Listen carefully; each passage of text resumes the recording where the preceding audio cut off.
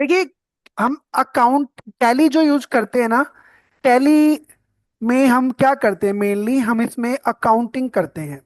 तो अकाउंटिंग के लिए हो सकता है आप में से कोई चलिए अकाउंटिंग हम चुरा बैकग्राउंड सीखा से हो। जाएगा सर। प्लीज म्यूट करके रखिए सभी एक बार। मैंने आपको को होस्ट बना रखा है मैम, प्लीज आप म्यूट कर दीजिए।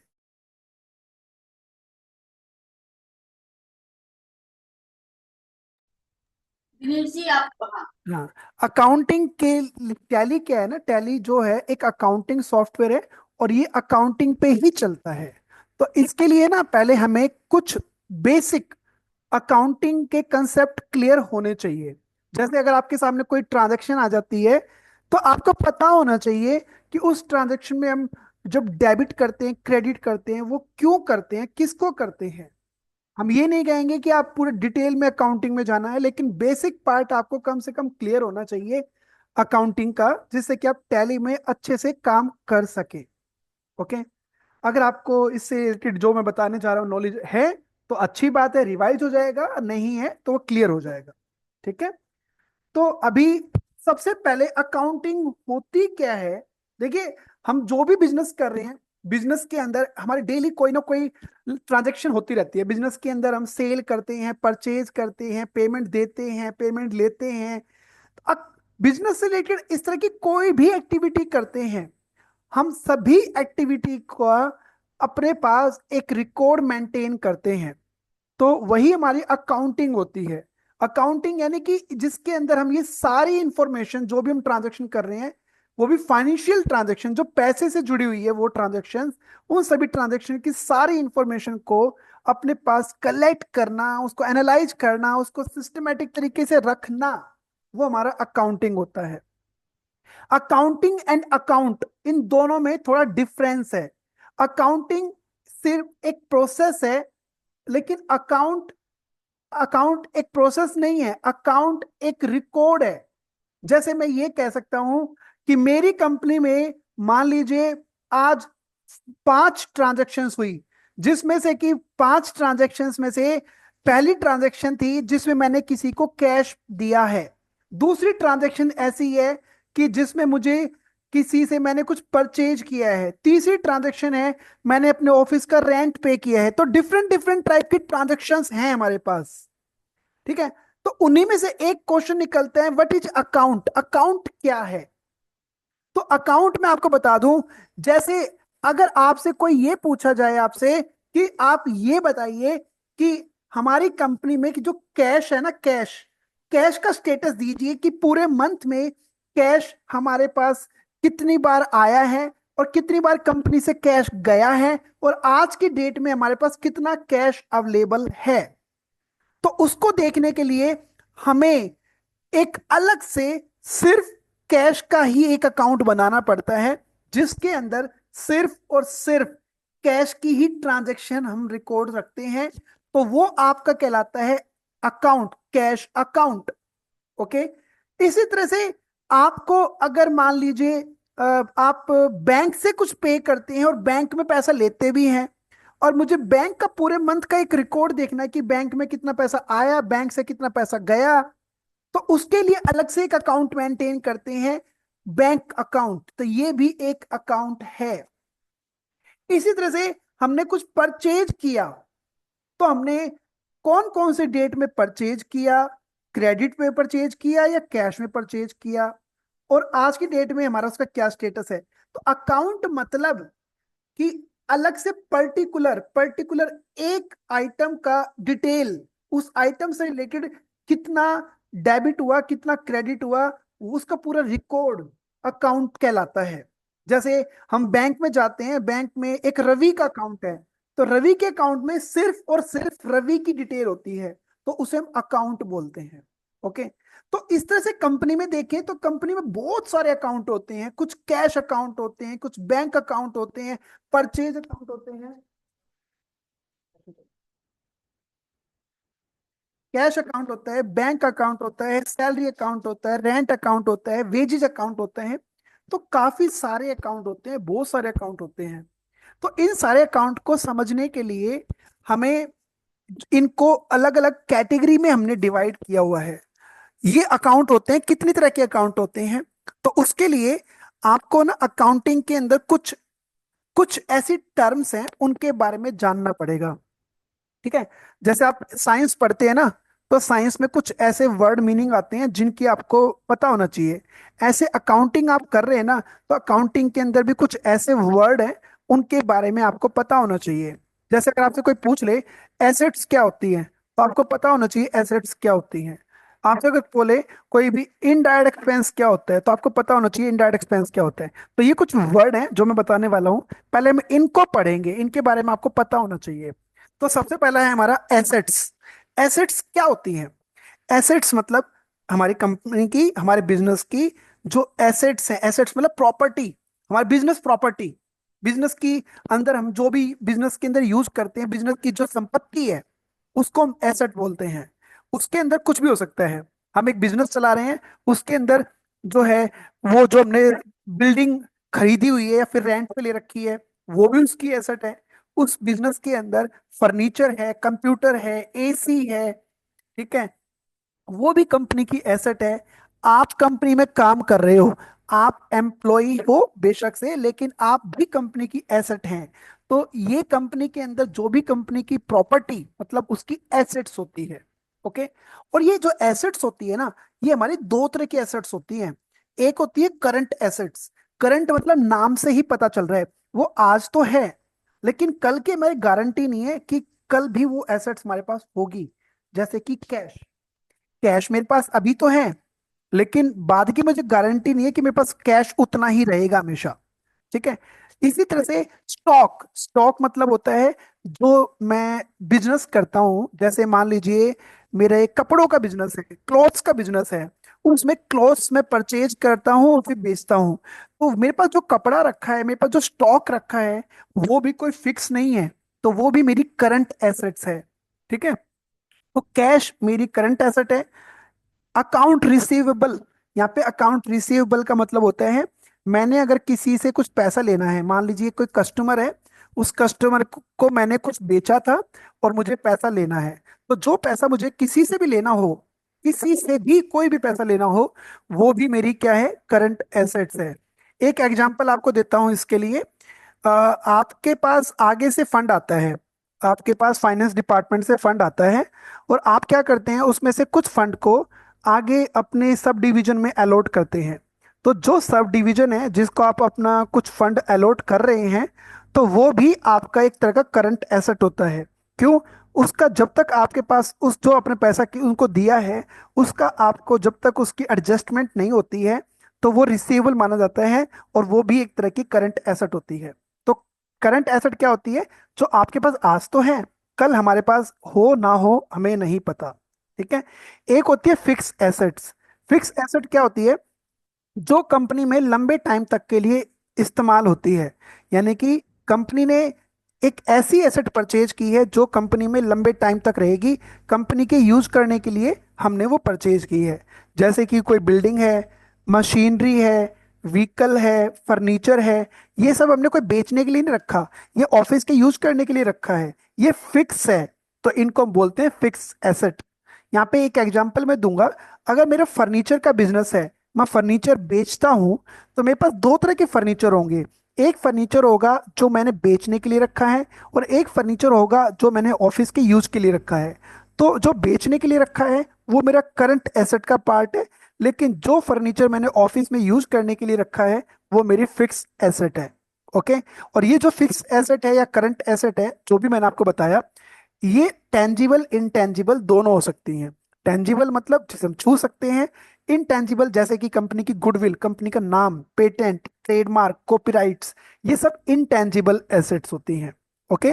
तो एसेट्स क्या होती हैं क्लियर होगा आई थिंक।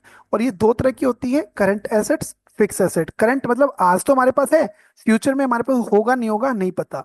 और फिक्स एसेट जो हम कंपनी में, कंपनी के अंदर यूज करने के लिए उसे परचेज करते हैं, ओके, वो हमारी फिक्स एसेट है। एक सेकंड रुकिएगा। एक मिनट। ठीक है? तो कोई भी क्वेश्चन किसी का कभी भी हो, पूछ लेना, अदरवाइज मैं भी पूछ सकता हूँ भी। Mensaket gisi kulam na obje duksi na. कोई क्वेश्चन है? आपने किसी ने म्यूट किया है? एक क्वेश्चन आया है, difference between current asset and fixed.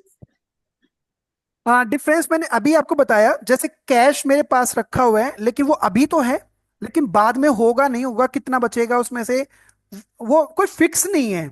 आज मेरे पास 10 लाख रुपए हैं, जरूरी नहीं है कि शाम तक मेरे पास 10 लाख रुपए रहेंगे। तो वो करंट है, करंट में है, बाद में हो ना हो पक्का नहीं है, तो वो करंट एसेट है। लेकिन फिक्स एसेट क्या होगा?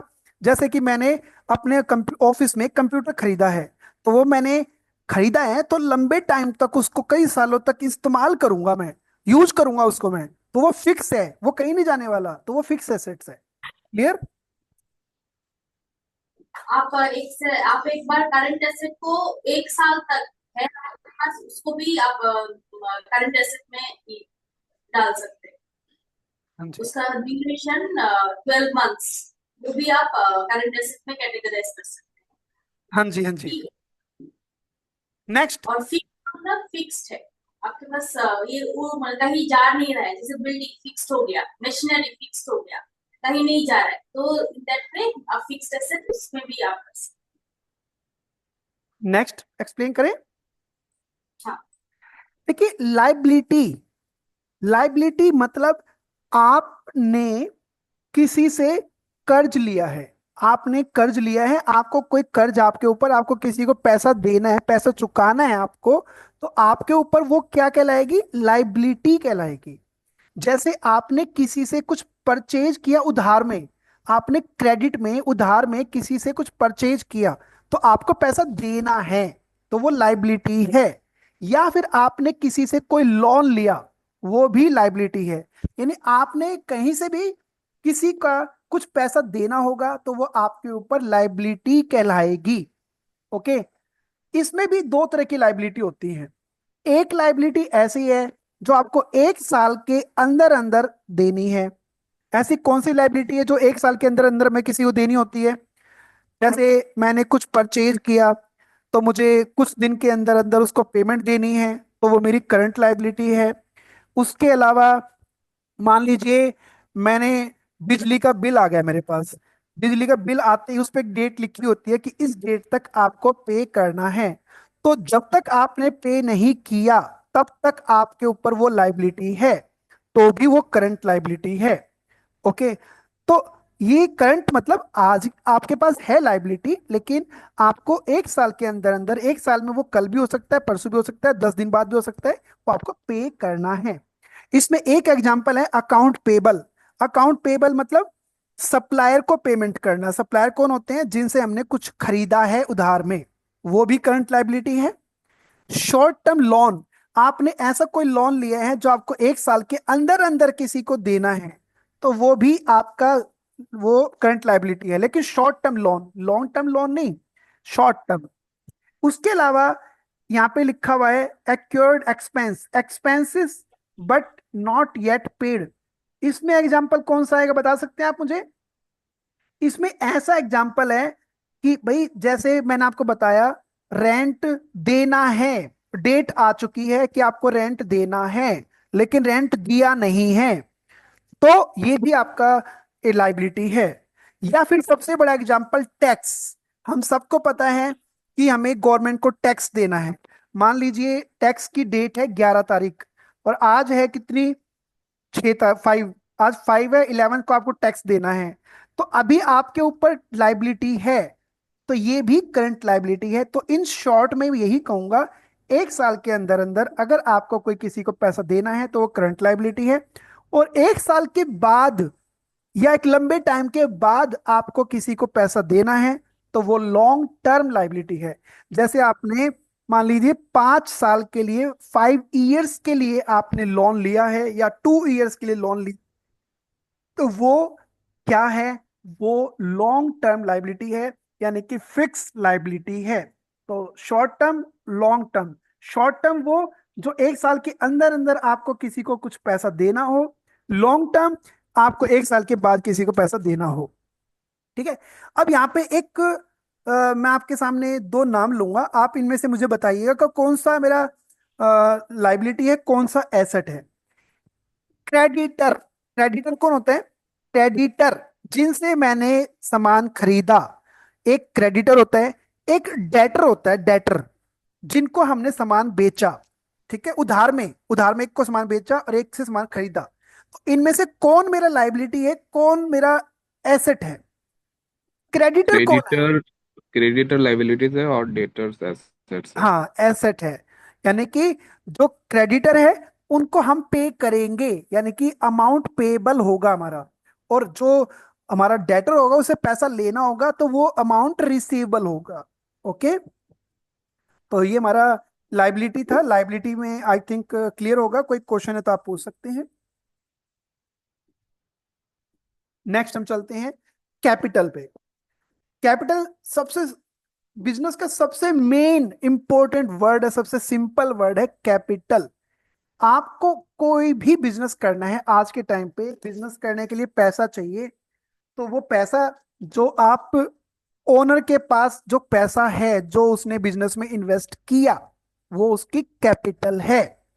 ठीक है, आपको बिजनेस करना है, 10 लाख रुपए चाहिए बिजनेस स्टार्ट करने के लिए, उसमें से 3 लाख रुपए आपने खुद से अपने पास से उसमें इन्वेस्ट किया, तो 10 लाख में से 10 लाख में से 3 लाख जो आपने, ओनर ने खुद का इन्वेस्ट किया, वो उसकी कैपिटल है। और कैपिटल जरूरी नहीं है कि कैश में या बैंक के थ्रू ही माना जाए। आपके पास एक लैपटॉप था, पर्सनल लैपटॉप था, आपने उस पर्सनल लैपटॉप को भी बिजनेस में इन्वेस्ट किया, वो भी आपकी कैपिटल है। आपके पास घर पे एक फर्नीचर रखा था जिसको आपने अपने बिजनेस में यूज किया, वो भी आपकी कैपिटल है। तो कैपिटल मतलब कुछ भी हो सकता है, जो ओनर का खुद का जो उसने इन्वेस्ट किया है वो उसकी कैपिटल है। ओके, जब हम कैपिटल को इन्वेस्ट करते हैं तो उसको हम कैपिटल बोल देते हैं, और बिजनेस में से कुछ पैसा वापस निकाल लेते हैं, वो भी पर्सनल खर्चों के लिए, तो उसे ड्राइंग बोल देते हैं। लिखा नहीं है मैंने, लेकिन वो ड्राइंग होता है। एक एग्जांपल देता हूं, आपने बिजनेस के अंदर पहले 10 लाख रुपीज इन्वेस्ट कर दिए, बिजनेस में आपने अपना खुद का 10 लाख इन्वेस्ट किया, तो ये तो कैपिटल है। अब उसमें से कुछ टाइम के बाद आपने 1 लाख वापस निकाल लिया, बिजनेस के यूज के लिए नहीं निकाला, पर्सनल यूज के लिए 1 लाख वापस निकाल लिया, तो वो 1 लाख आपका ड्राइंग होगा। ये ध्यान रखिएगा, दोनों में डिफरेंस। कैपिटल इन्वेस्टमेंट, और ड्राइंग वही इन्वेस्टमेंट जो आपने इन्वेस्ट किया था उसमें से कुछ पैसा वापस पर्सनल यूज के लिए निकाला, तो वो ड्राइंग होगा। नेक्स्ट आता है रिवेन्यू। रिवेन्यू क्या होती है? देखिए, जो भी हम कोई भी बिजनेस करते हैं, किसी भी तरह का बिजनेस करते हैं, उस बिजनेस से हमें जो पैसा मिलता है वो हमारी रिवेन्यू है। जैसे कि मान लीजिए मैं आपको पढ़ा रहा हूं, मैं आपको टीचिंग दे रहा हूं, तो उसमें आपसे जो मुझे फीस मिलेगी वो मेरी रिवेन्यू है। ओके, तो बिजनेस में जो भी पैसा मुझे कहीं से भी मिलता है वो मेरी रिवेन्यू मानी जाएगी। ओके, तो आई थिंक सबको क्लियर है कि रिवेन्यू क्या होता है। रिवेन्यू मतलब जो भी बिजनेस में मेरा सेल हुई है, सेल को आप अपना रिवेन्यू बोल सकते हैं। और उस सेल में से, उस रिवेन्यू में से जो भी खर्चे माइनस करके, यानी कि जो भी खर्चे हुए हैं उनको माइनस कर दें, तो मेरी इनकम कहलाएगी। जैसे 10 लाख की सेल हुई है, उस 10 लाख की सेल में से, 10 लाख की सेल में से मान लीजिए 3 लाख का आपका एक्सपेंस था, तो इनकम कितने की हुई मुझे बताएंगे? 10 लाख की सेल हुई है, 3 लाख का एक्सपेंस था, तो यहाँ पे इनकम कितनी है मेरी? 7 लाख। 7 लाख। ठीक है, तो ये बिल्कुल सही है। अब आगे देखिए, जो इनकम है ना, मैंने यहाँ पे लिखा नहीं है, देखिए इनकम भी दो तरह की होती है। वैसे ही इसमें ऑपरेटिंग नॉन ऑपरेटिंग दे रखा है, मैं इसको और दूसरे तरीके से बोलूंगा, direct income, indirect income. Direct income वो होती है जो डायरेक्टली बिजनेस से मिलती है। जैसे मैं पढ़ाता हूं तो मुझे वहां से जो फीस मिलती है वो मेरी डायरेक्ट इनकम है। लेकिन उसके अलावा मुझे कंपनी में जो नॉन ऑपरेटिंग रिवेन्यू, जो एक्स्ट्रा, कुछ भी एक्स्ट्रा इनकम हो रही है, चाहे वो इंटरेस्ट है, कुछ भी हो सकता, रेंटल है, ये एक्स्ट्रा इनकम जितनी भी होती है इनको हम बोलते हैं इनडायरेक्ट इनकम। ओके, तो अगर आपको मैं एक पॉइंट और बता दूं, ये जो मीटिंग मेरी चल रही है ना, इसमें अभी मुझे समझ नहीं आ रहा किस वजह से ऐसा आ रहा है। ये 10 मिनट्स का टाइम दिखा रहा है। अगर किसी वजह से मीटिंग एंड हो जाती है तो आप सेम लिंक पे तुरंत ज्वाइन कर लीजिएगा जिस लिंक पे हम अभी काम कर रहे हैं। ओके, बाकी उससे पहले मैं इसको ठीक करने की कोशिश करता हूँ एंड होने से पहले पहले। बाकी आप ज्वाइन करेंगे तो सेम लिंक पे ज्वाइन करेंगे, ओके। अब मैं कंटिन्यू करता हूँ। तो यहाँ पे मैं बता रहा था डायरेक्ट इनकम, इनडायरेक्ट इनकम। तो डायरेक्ट इनकम मतलब जो मुझे डायरेक्टली मेरे बिजनेस से मिली है, जो भी मेरा बिजनेस है उसको सेल आउट करने से, उसमें जो सर्विस है, गुड्स है, उसको सेल करने से जो मिलता है वो डायरेक्ट इनकम है। उसके अलावा एक्स्ट्रा जो भी इनकम होती है वो इनडायरेक्ट इनकम होती है, ओके। इससे नेक्स्ट आते हैं एक्सपेंस। कंपनी में जो भी, देखो हमें पैसा कमाना है, तो पैसा कमाने के लिए हमें कुछ खर्चे करने पड़ेंगे। तो वो जो खर्चे हैं वो मेरे एक्सपेंस हैं। जैसे बिजनेस है, बिजनेस को चलाना है तो मुझे रेंट देना पड़ेगा, सैलरी देनी पड़ेगी, ठीक है। रेंट, सैलरी और वेजेस, ये सारे के सारे, एडवर्टाइजमेंट, ये सारे के सारे मेरे क्या हैं, एक्सपेंसेस होते हैं। और देखिए एक्सपेंस जो होते हैं ना, ये भी दो तरह के होते हैं। एक होते हैं डायरेक्ट एक्सपेंस, एक होते हैं इनडायरेक्ट एक्सपेंस। कोई मुझे एक्सप्लेन कर सकता है कि डायरेक्ट एक्सपेंस क्या होते हैं, इनडायरेक्ट एक्सपेंस क्या होते हैं? कोई भी, बाकी को भी पता चल जाएगा।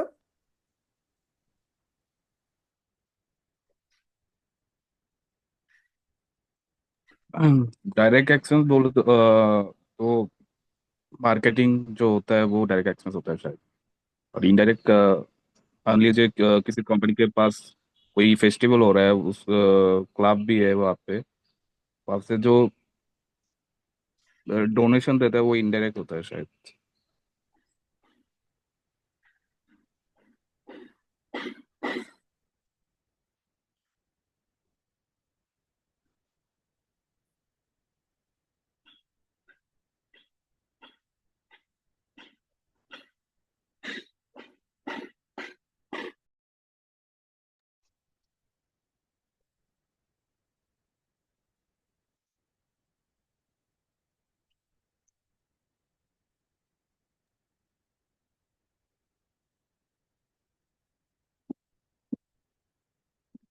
Pensi situ lagi. Pensi situ. Jangan lu pensi situ. जरा को आस्ते मत बोलो दिनेश जी नीचे। आप म्यूट में है। दिनेश जी हाँ जी, क्लियर हुआ। आप म्यूट में है। तो आप म्यूट में डायरेक्ट एक्सपेंस क्या होते हैं? जो भी, मान लीजिए एक एग्जांपल देता हूं आपको। मेरी कंपनी में हम मोबाइल बनाते हैं, मोबाइल बनाने का काम है। तो उस मोबाइल बनाने में, यानी कि मेरी कंपनी का जो प्रोडक्ट है, उस प्रोडक्ट को तैयार करने में, उस प्रोडक्ट को तैयार करने में जितना भी खर्चा लगेगा मेरा, उसमें मेरा, भाई वो जो मटेरियल आया है, सामान आया है, उसका कैरेज भी लगेगा, उसमें लेबर भी लगेगी, उसमें और भी खर्चा आएगा। उसमें जितना भी खर्चा आएगा ना, वो मेरा डायरेक्ट एक्सपेंस है। और प्रोडक्ट बनने के बाद, मेरा वो प्रोडक्ट तैयार हो गया, उसके बाद जितना भी खर्चा लगेगा वो मेरा इनडायरेक्ट एक्सपेंस है। मान लीजिए मोबाइल बनाया, मोबाइल बनने तक का जितना खर्चा होगा, एक तरह से हम ये कह सकते हैं, जहां पे प्रोडक्ट बनता है, जहां फैक्ट्री है मेरी, पूरा फैक्ट्री के जितने भी खर्चे हैं वो मेरे डायरेक्ट हैं। उसके बाद उसको बेचने के लिए और जो खर्चे लगेंगे, बाद में एक्स्ट्रा जो खर्चे लगेंगे, जैसे कि मैं एक ऑफिस लूंगा, वहां पे एम्प्लॉय रखूंगा, उनको सैलरी दूंगा, एडवर्टाइजमेंट करूंगा, डिस्काउंट दूंगा, ये सारे मेरे इनडायरेक्ट एक्सपेंस होंगे। तो एक एग्जांपल देता हूं, सैलरी और वेजेस दोनों में एक डिफरेंस है। वेजेस दिया जाता है लेबर को, लेबर होती है प्रोडक्शन में, मैन्युफैक्चरिंग में, तो वो मेरा डायरेक्ट एक्सपेंस होगा। लेकिन जो सैलरी दी जाएगी वो ऑफिस में एम्प्लॉय को दी जाएगी, वो मेरी इनडायरेक्ट एक्सपेंस होगा, ओके। अगर कहीं पे रेंट लिखा हो, रेंट, सिर्फ रेंट लिखा है, कुछ और लिखा ही नहीं है, तो वहां पे भी आप पहले वो रेंट लिखा है तो वो आप उसे ऑफिस एक्सपेंस मान के चलिएगा, वो आपका इनडायरेक्ट एक्सपेंस होगा। लेकिन अगर लिखा है फैक्ट्री एक्सपेंस या जो भी आपका इस तरह एक्सपेंस, वो आपका डायरेक्ट होगा, ओके। अच्छा, कैरिज, कैरिज क्या होता है? मशीन मंगाई मैंने अपने बिजनेस में, फैक्ट्री के लिए मशीन, उसके लिए कैरिज पे किया, तो वो मेरा डायरेक्ट एक्सपेंस है, इनडायरेक्ट एक्सपेंस है? डायरेक्ट एक्सपेंस है। हाँ, वो डायरेक्ट एक्सपेंस है, ठीक है। तो ये पॉइंट कुछ ध्यान रखिएगा अकाउंटिंग के अंदर, कि एसेट्स क्या होती है, लाइबिलिटी क्या होती है, इनकम क्या होती है, ये सब हमें चीजें पता होनी चाहिए, ठीक है। अब उसके बाद देखिए, अकाउंटिंग, जब भी अकाउंटिंग होती है ना, तो अकाउंटिंग की एक एक लाइफ साइकिल होती है। लाइफ साइकिल मतलब उसके एक स्टेप होते हैं, प्रोसेस होता है। ठीक है, उसका प्रोसेस क्या होता है, आप प्रोसेस को समझिए। सबसे पहले आज पूरे दिन में जितने भी मैंने लेन देन किए, जितनी भी ट्रांजेक्शन की है, पैसा दिया लिया, जो भी मैंने आज लेन देन किया है, उसका आपके पास क्या प्रूफ है, बता सकते हैं? उसके उसके लिए आपके पास क्या रिकॉर्ड है, कैसे आप पता चलेगा, कैसे उसको जस्टिफाई करेंगे कि ये ट्रांजेक्शन मेरी हुई है? एनीवन? छोटे से छोटा कोई भी बिजनेस ट्रांजैक्शन हुई, पैसा दिया लिया, सेल किया, परचेज किया, कुछ भी किया, उससे रिलेटेड उसका क्या प्रूफ होता है हमारे पास? Bank statement. हाँ जी, उसके डॉक्यूमेंट्स होते हैं। जब मैं परचेज करूंगा तो सामने कंपनी मुझे उसका इनवॉइस देगी, मैं सेल करूंगा तो मैं उसको इनवॉइस दूंगा, मैंने पैसा किसी को दिया तो वो मुझे रिसिप्ट देगा, मैंने किसी को पैसा दिया मैं उसको रिसिप्ट दूंगा, बैंक में पैसा जमा किया तो उसकी भी स्लिप होती है। हर चीज का कोई ना कोई प्रूफ होगा। अगर किस ट्रांजेक्शन का प्रूफ नहीं है ना, तो उसे हम बिजनेस के अंदर कंसीडर नहीं कर सकते। याद रखिएगा, हर चीज का प्रूफ होना ही चाहिए। ओके, तो हर चीज का प्रूफ होना चाहिए, उसे बोलते हैं हम सोर्स डॉक्यूमेंट्स। क्या बोलते हैं? Source documents. और उन्हीं सारी डॉक्यूमेंट्स, उन्हीं सारे सोर्स डॉक्यूमेंट्स के बेस पे आप दोबारा ज्वाइन करिएगा 5 सेकंड में, मिलते हैं 5 सेकंड में।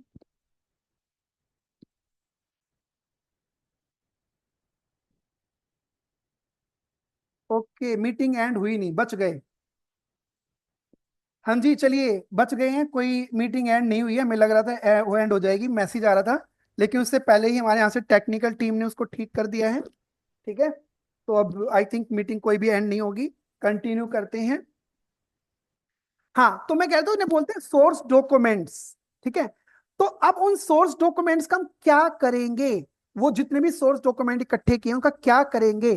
तो उनको पहले हम कहीं एक जगह पे, एक लोकेशन पे पहले रिकॉर्ड करके रखेंगे कि हाँ आज हमने क्या क्या किया। उनको हम सिर्फ फाइनेंशियल ट्रांजैक्शंस का नाम देंगे, उन्हें हम क्या बोलेंगे? Financial transactions. देखो, कुछ क्या करते हैं, कुछ डायरेक्टली सीधा एंट्री पास करते हैं, सीधा बिल उठाया, बिल को देख के सीधा एंट्री पास की। लेकिन कई क्या करते हैं, पहले उनको एक जगह पे रिकॉर्ड करते हैं, यानी कि रिकॉर्ड फाइनेंशियल ट्रांजैक्शंस। ठीक है, उसके बाद नेक्स्ट है जर्नल एंट्री। ये जर्नल एंट्री क्या होता है? देखिए, कोई भी ट्रांजैक्शन होती है, कोई भी, हर एक ट्रांजैक्शन के अंदर एक चीज डेबिट होती है तो एक चीज क्रेडिट होती है। अगर आपने किसी से कुछ खरीदा तो वहां पे भी एक चीज डेबिट होती है, एक चीज क्रेडिट होती है। आपने किसी को पेमेंट की, यहाँ पे भी कुछ डेबिट होता है और कुछ क्रेडिट होता है। तो आपको सभी ट्रांजैक्शंस को समझने के बाद मैं आपको दिखाता हूं, एक सेकंड रुकिएगा। ये देखिए, ये ये मैंने क्या किया पता है आपको? मेरे पास जितने भी सोर्स डॉक्यूमेंट्स थे, उनमें से देख के मैंने अपनी सारी ट्रांजैक्शन को एक पेपर पे लिख लिया। तो ये मेरी ट्रांजैक्शन है, ये भी जनरल एंट्री हुई नहीं है, इनको सिर्फ हम ट्रांजैक्शन बोलेंगे। ओके, अब इन ट्रांजैक्शन में से हर एक ट्रांजैक्शन को हमें समझना होता है कि इसमें से क्या चीज डेबिट हो रही है और क्या चीज क्रेडिट हो रही है। और उसको समझने के बाद उसको रिकॉर्ड करना कहलाता है जर्नल एंट्री। हाँ जी, कोई क्वेश्चन है किसी का? बोलिए। सोनल जी, कोई क्वेश्चन है, आप पूछ सकते हैं।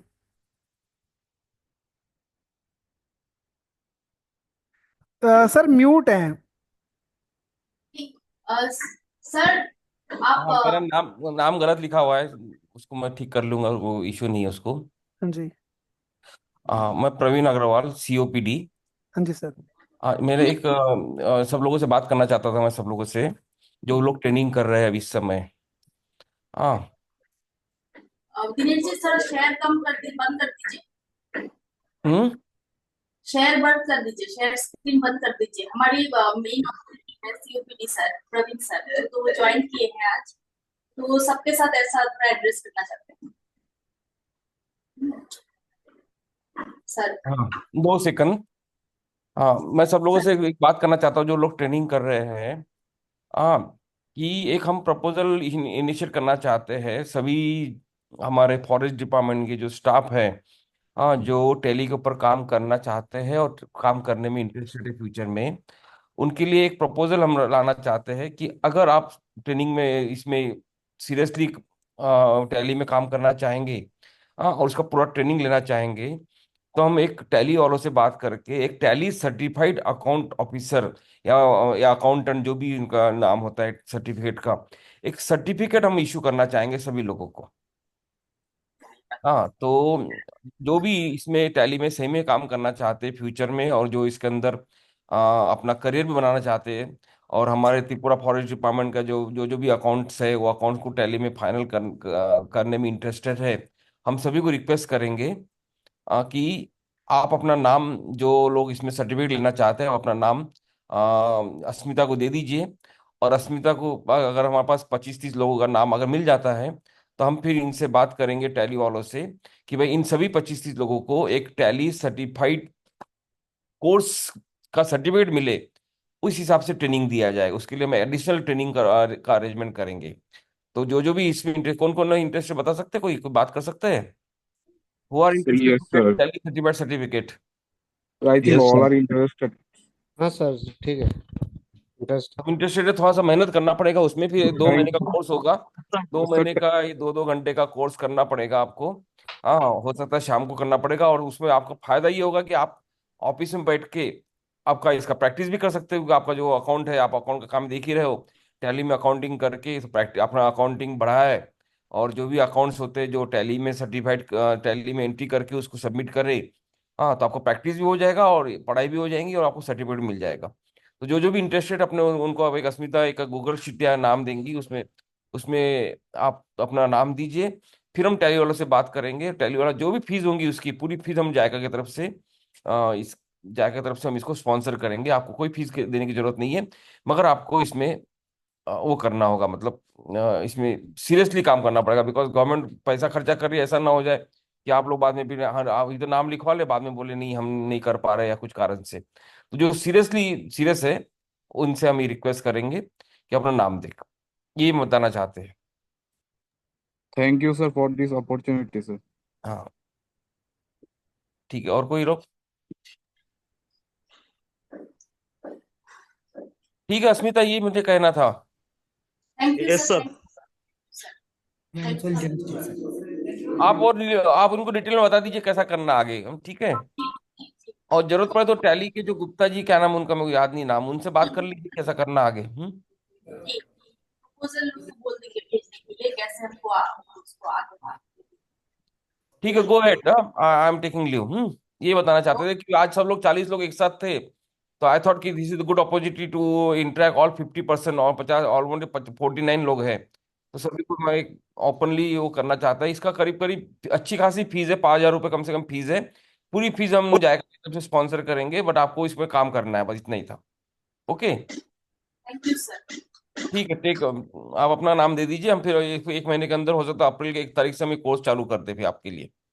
और उसका कोर्स का क्या डिटेल रहेगा, कितना देर का ट्रेनिंग होगा, कितनी देर की पढ़ाई होगी।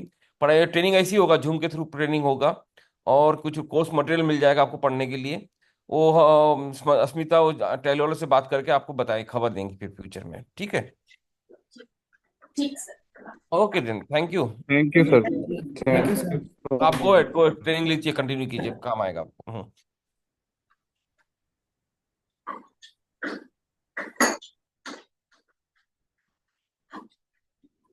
जी दिनेश जी कंटिन्यू कीजिए आप। ओके, तो यहाँ पे किसी का कोई क्वेश्चन तो नहीं है। मैं सिर्फ ये कहना चाह रहा हूँ, देखिए अकाउंटिंग का ना कोई भी काम करते हैं तो इसका एक प्रोसेस होता है। सबसे पहले ट्रांजैक्शन होती है, उसको हम समझते हैं, उससे डेबिट क्रेडिट निकालते हैं कि उसमें डेबिट क्या करना है, क्रेडिट क्या करना है। तो उसको हम, एक बुक होती है हमारी, उस बुक का नाम होता है जर्नल। बुक का नाम क्या है? जर्नल। उस बुक के अंदर एंट्री करना कहलाता है जर्नल एंट्री। ठीक है। इस जर्नल एंट्री में लेकिन सभी तरह की ट्रांजैक्शन होगी, इसमें कैश भी होगा, बैंक भी होगा, परचेज भी होगा, सेल भी होगा, सैलरी भी होगा, रेंट भी होगा, सब कुछ होगा, लेकिन जो भी होगा वो डेबिट और क्रेडिट की फॉर्म में होगा। ओके। इसके बाद आता है लेजर पोस्टिंग। लेजर पोस्टिंग क्या होता है? जितनी भी ट्रांजेक्शन हमने की है वो सभी मिक्स हैं अभी, लेकिन उसको बाद में हमें अलग अलग कैटेगरी वाइज अलग अलग करना है। सभी ट्रांजेक्शन में से जो कैश की हैं वो कैश के अकाउंट में चली जाएगी, जो बैंक की एंट्री है वो बैंक के अकाउंट में चली जाएगी, जो रेंट की एंट्री है वो रेंट में चली जाएगी, जो परचेज की एंट्री है वो परचेज अकाउंट में चली जाएगी। मतलब जितनी भी एंट्री की हैं उनको उनके नाम के हिसाब से उनके अकाउंट बनते हैं अलग अलग, उसके अंदर हम उनको पोस्ट कर देते हैं, जिसे हम बोलते हैं लेजर पोस्टिंग। इससे बेनिफिट क्या होता है, हमें अलग से एक प्रॉपर रिकॉर्ड मिल जाता है कि पर्टिकुलर हमें किसी का रिकॉर्ड देखना है तो। और उसके बाद जब हमारे लेजर पोस्टिंग हो जाती है तो हमें एक जितने भी अकाउंट बनाए हैं उसकी समरी के लिए एक ट्रायल बैलेंस बनता है, और लास्ट में फिर हमारे कुछ फाइनेंशियल स्टेटमेंट्स तैयार होती हैं, जैसे कि आपने सुना होगा बैलेंस शीट, प्रॉफिट लॉस।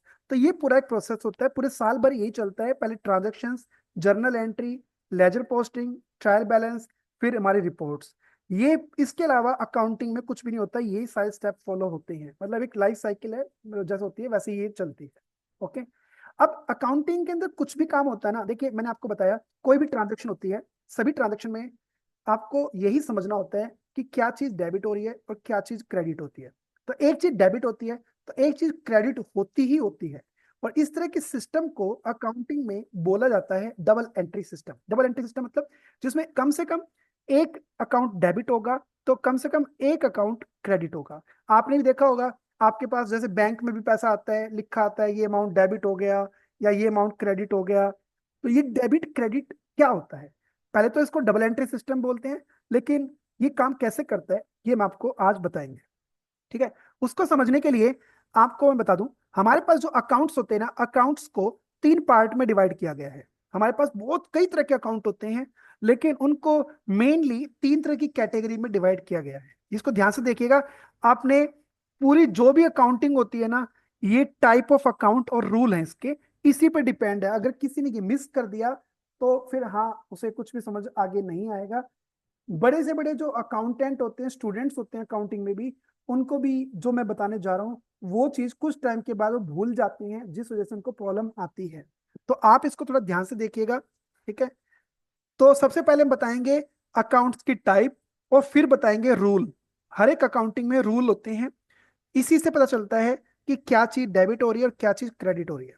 तो सबसे पहला पर्सनल अकाउंट, इसके नाम से पर्सनल, पर्सनल से ही पता चल रहा है कि ये किससे कनेक्टेड है। ये पर्सनल मतलब पर्सन, पर्सन से कनेक्टेड है, यानी इसमें जो भी अकाउंट हैं वो रिलेटेड होते हैं किसी ना किसी इंडिविजुअल से, किसी फर्म से, किसी ऑर्गेनाइजेशन से। ऑर्गेनाइजेशन को कौन चलाता है, पर्सन चलाते हैं।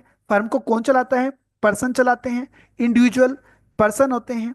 तो ये पर्सनल अकाउंट हमारे जुड़े होते हैं, तो यानी कि किससे, किसी न किसी इंडिविजुअल से। जैसे राम, श्याम, सुमित, एबीसी लिमिटेड, ये सारे पर्सनल अकाउंट हैं। इसके अंदर आप इसका रूल देखिए, ये रूल जो है ना इसको भूलना नहीं है, इसको आपको ध्यान रखना है। और क्या लिखा है, debit the receiver, credit the giver. यानी आपको सिर्फ ये दो दो वर्ड समझ लीजिए कि पर्सनल अकाउंट के अंदर ये 2 वर्ड आपने समझ लिए तो आप अकाउंटिंग कर सकते हैं। एक है रिसीवर, एक है गिवर। यानी कि कोई भी पर्सन क्या करता है, वो पर्सन या तो रिसीवर होता है या वो पर्सन गिवर होता है। एक एग्जाम्पल यहाँ पे लिखा है मैंने कि हमने राम को 5,000 रुपए दिए। राम को हमने 5,000 रुपए दिए, तो आप मुझे कोई बता सकते हैं राम रिसीवर है या राम गिवर है? राम रिसीवर है। राम रिसीवर है। अब यहाँ पे इसका रूल पढ़िए क्या लिखा है, debit the receiver, credit the giver. तो राम क्या हुआ फिर उस हिसाब से, डेबिट। डेबिट हो गया। तो इस तरह से इस एंट्री को हम करते हैं। एक जैसे एक क्वेश्चन और ले लेते हैं, purchase furniture from Suresh, purchase furniture from Suresh. तो इस पूरे उसमें पर्सनल अकाउंट कौन है, सुरेश है। तो सुरेश कौन है, गिवर है रिसीवर है?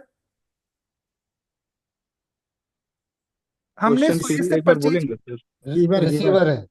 नहीं रिसीवर नहीं है, रिसीवर वो तब होगा जब हम उसे पैसे देंगे। अभी पैसे नहीं दे रहे, अभी कहीं लिखा नहीं कि मैंने पेमेंट की है, अभी हम सिर्फ परचेज कर रहे हैं, तो वो यहाँ पे गिवर है। तो यहाँ पे सुरेश हमारा गिवर है तो क्रेडिट हो जाएगा। तो इस तरह से ये काम करेगा। ठीक है, आपको अकाउंट में ये ढूंढना है कि कोई पर्सनल अकाउंट तो नहीं है और वो रिसीवर है या गिवर है। जैसे एक क्वेश्चन है, कंपनी के ओनर ने कंपनी में 10 लाख रुपए इन्वेस्ट किए, यानी कंपनी का ओनर है, उसने कंपनी में 10 लाख रुपए इन्वेस्ट किए। तो कंपनी के हिसाब से उसका ओनर गिवर हुआ या रिसीवर हुआ? कंपनी के गिवर पॉइंट ऑफ हुआ। व्यू से सोचना है, जो भी गिवर हुआ। अकाउंटिंग कंपनी के पॉइंट ऑफ व्यू से चलेगी। हाँ जी बताइए। गिवर हुआ सर। गिवर हुआ, तो फिर वो कौन होगा? क्रेडिट होगा। ठीक है, क्रेडिट होगा। बस ये याद रखिए, ओनर के नाम से कभी अकाउंट नहीं बनता। ओनर का अकाउंट हमेशा कैपिटल नाम से बनता है। जब भी पैसा लगाया जाता है तो वो कैपिटल नाम से ही उसको दिखाया जाता है। ओके, अगर कंपनी में दो ओनर हैं, राम और श्याम, दोनों ने पैसा लगाया है, तो हम ये दिखा सकते हैं capital account of Ram, capital account of Shyam, लेकिन कैपिटल अकाउंट जरूर लिखना पड़ता है। ओके, तो ये पर्सनल अकाउंट क्लियर हो गया आपको क्या होते हैं। नेक्स्ट आते हैं रियल अकाउंट। रियल आपका जुड़ा होता है एसेट्स से। थोड़ी देर पहले मैंने एसेट्स का मीनिंग बताया था। एसेट्स मैंने कंपनी की प्रॉपर्टी, कंपनी की जो भी संपत्ति है, ठीक है, वो आती है।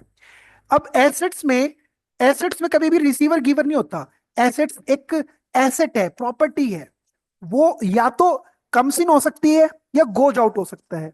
कम्स इन मतलब क्या हुआ? कंपनी में आना, और गोज आउट मतलब क्या हुआ? कंपनी से जाना।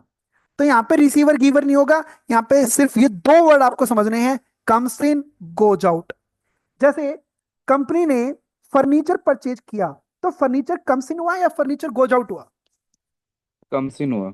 फर्नीचर कम्स इन हुआ। तो रूल क्या लिखा है? डेबिट वर्ड्स कम इन, क्रेडिट वर्ड्स गोज आउट। तो इसके हिसाब से फर्नीचर क्या हो जाएगा? यहाँ पे डेबिट हो जाएगा। डेबिट हो गया। ठीक है, अच्छा मान लीजिए मैंने किसी को 10 लाख रुपए कैश दिए, 10 लाख रुपए कैश दिए, तो इस पूरे उसमें एसेट कौन सी है हमारी? इसमें हमारी संपत्ति प्रॉपर्टी क्या है? 10 लाख रुपए जो मैंने दिए वो कैसे दिए? कैश दिया। तो कैश क्या है? कैश भी कंपनी की एसेट है।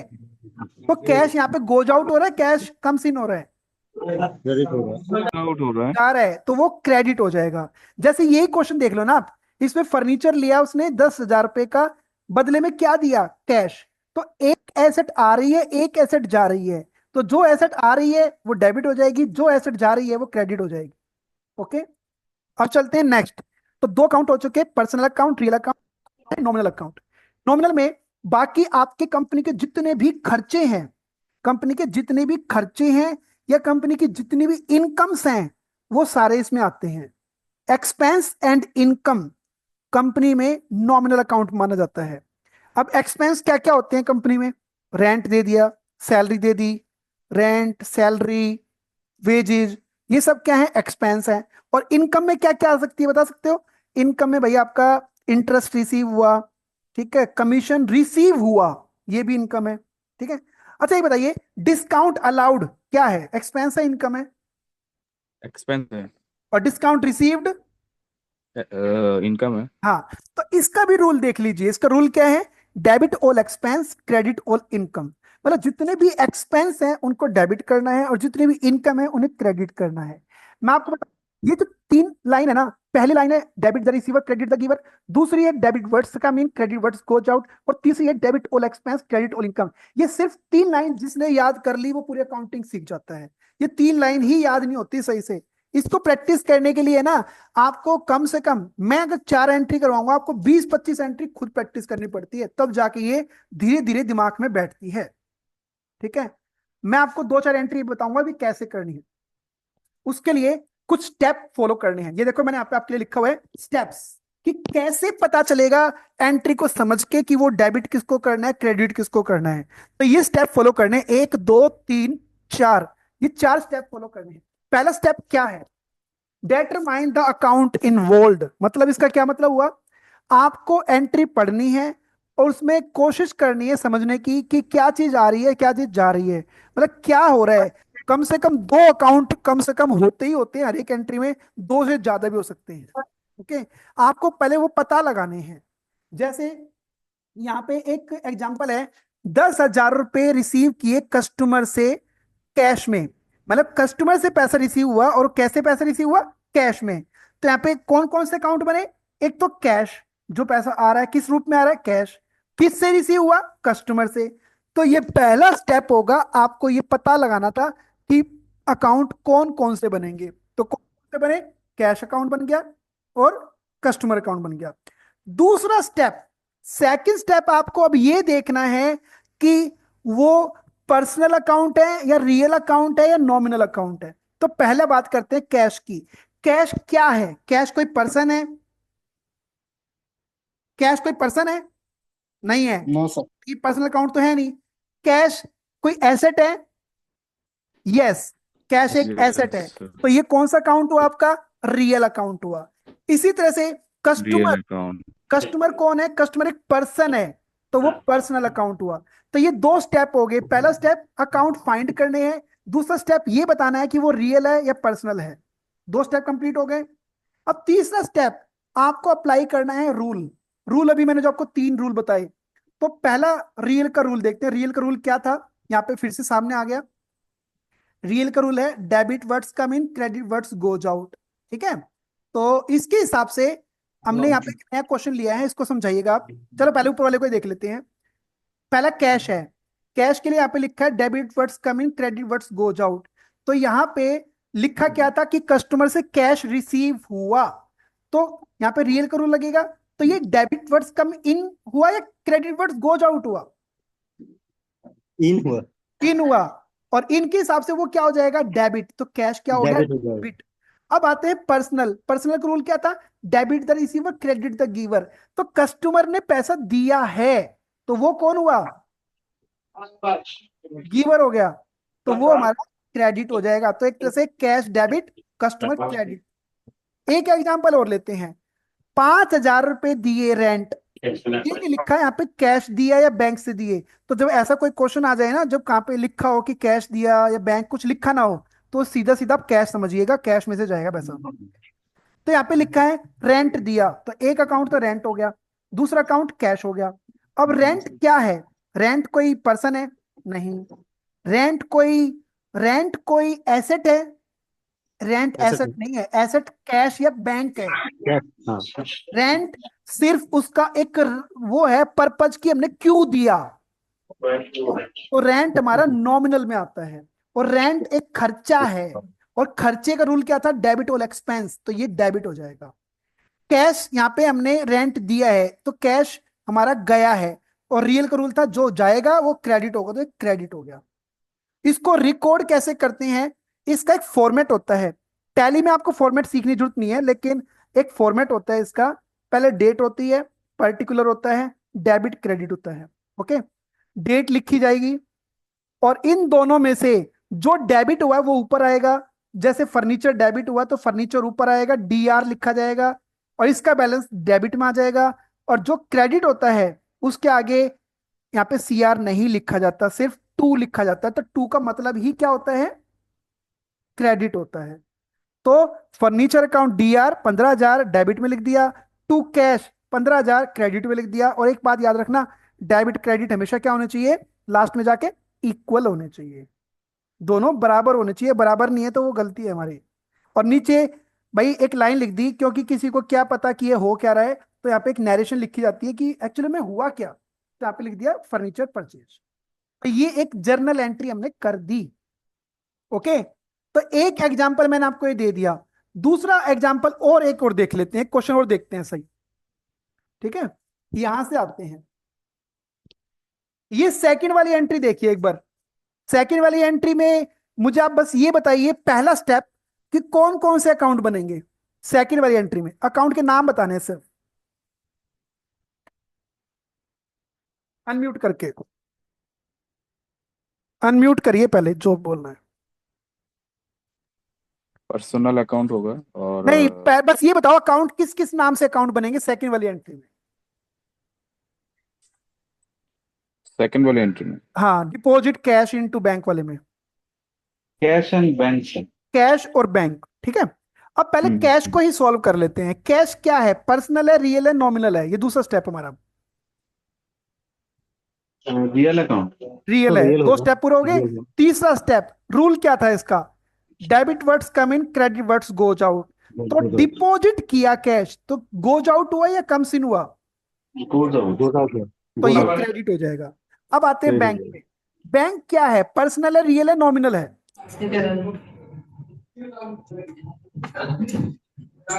अगर आप बैलेंस को देखोगे, इसके अंदर पैसे को देखोगे तो ये रियल है, और एज ए एंटिटी देखोगे तो ये पर्सनल है। बाकी म्यूट कर दीजिए, बाकी सब म्यूट प्लीज। तो बैंक क्या है?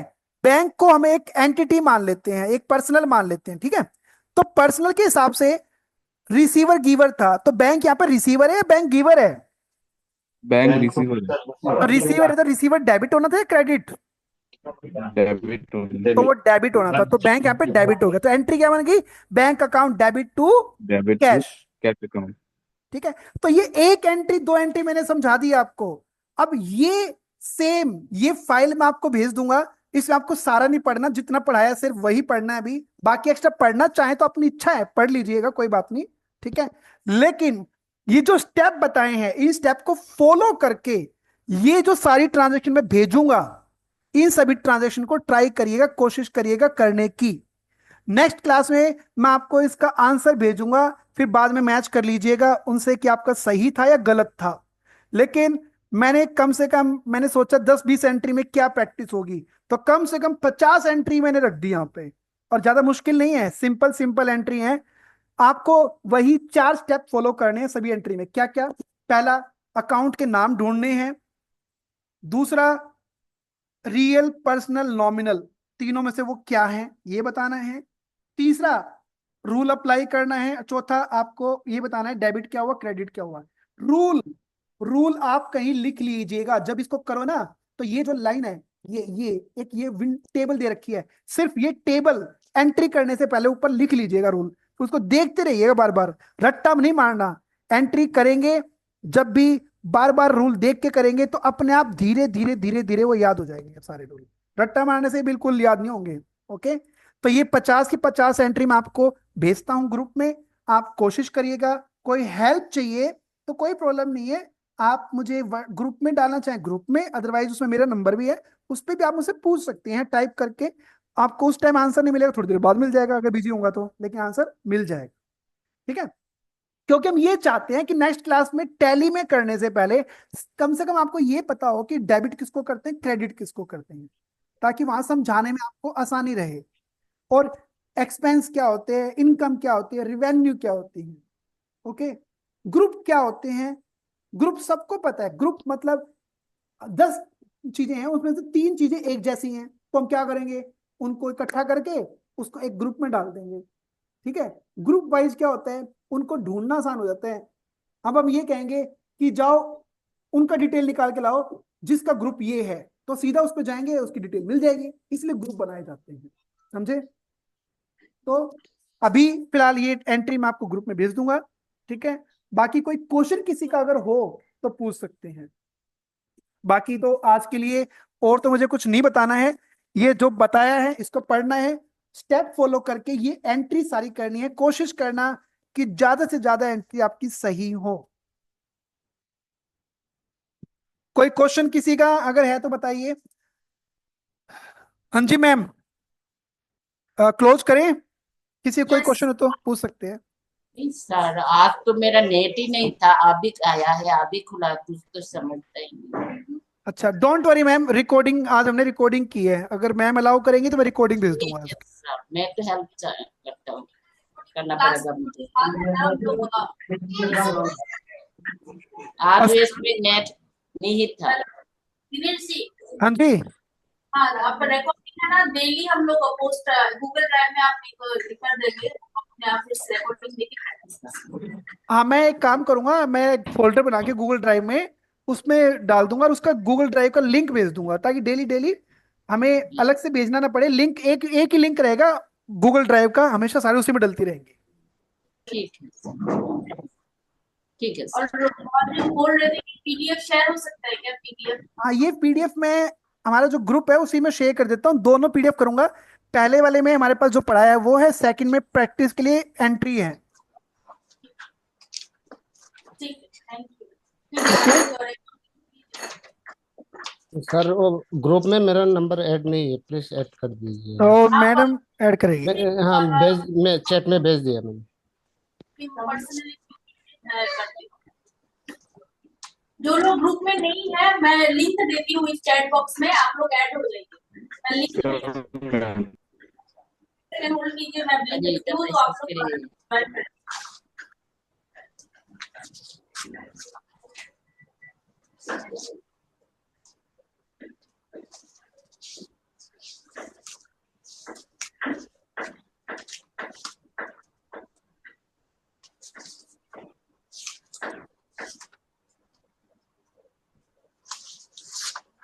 नहीं तो इडिकी এটা তো লিভারেজের मैं अपलोड कर दूं ग्रुप में। और मैं ग्रुप है क्या? अच्छा मैं देती हूँ। मैं आपको भेजता हूँ मैम, आप शेयर कर दीजिएगा। हाँ ठीक है। और ग्रुप में जो है वो ऐड कर लीजिए, वो ज्वाइन कर लीजिए। मैंने लिंक भेजा है,